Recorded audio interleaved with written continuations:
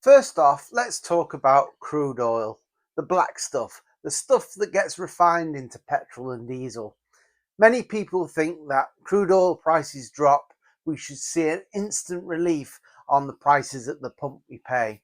But it's not that simple. Crude oil is just one factor. Refining costs, transportation, and supply chains also affect the prices we pay.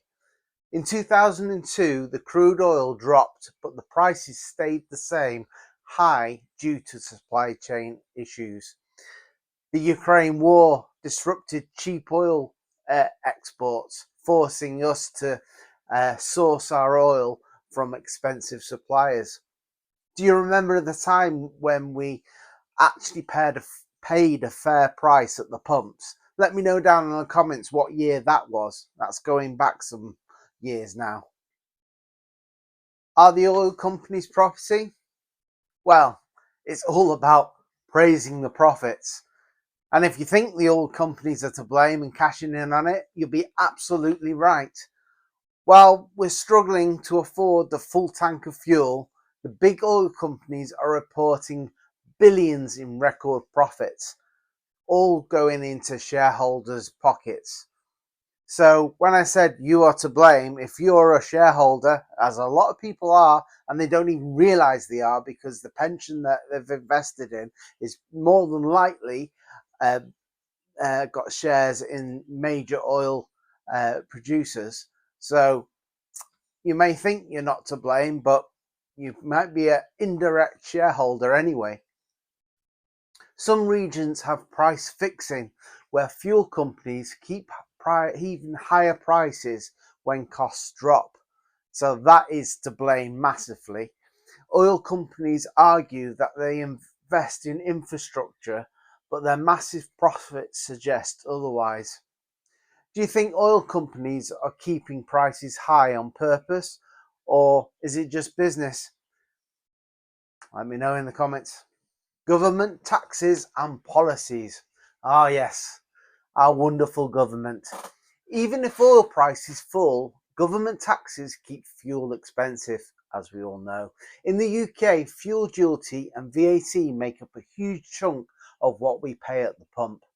UK full fuel duty is nearly 53p per litre plus 20% VAT. Many countries heavily tax fuel to push us into a certain direction, and that direction, as I've said in other videos, has been the EV adoption or to fund public projects to get us out of our cars and into public transport. That's not going very well, is it? And some governments reduce fuel duty temporarily, but prices rarely stay low, as we all know. And, let me know in the comments, should governments cut fuel tax? It's necessary for funding roads and services, something they don't do. Let me know down in the comments. The rise and fall of EVs and green policies. With the electric cars not really doing that well now, we believe fuel prices are being kept artificially high to push people off the road. The push to net zero emissions has led to higher taxes across the board in everything. Some governments subsidize EVs, as we know, but they're taxing fuel more, so they're giving you something one way and then taking another, which is always the case. They've just got your hand in the pockets all the time. The shift to EVs causing less fuel demand. That's why the government say, oh, the prices are going up. Yeah, I don't know. So let me know if you feel that lower fuel prices are on the cards anytime soon. Sadly, I don't think so. I'm probably looking at the oil supply around the world, the unpredictable global conflicts that are popping up will limit production.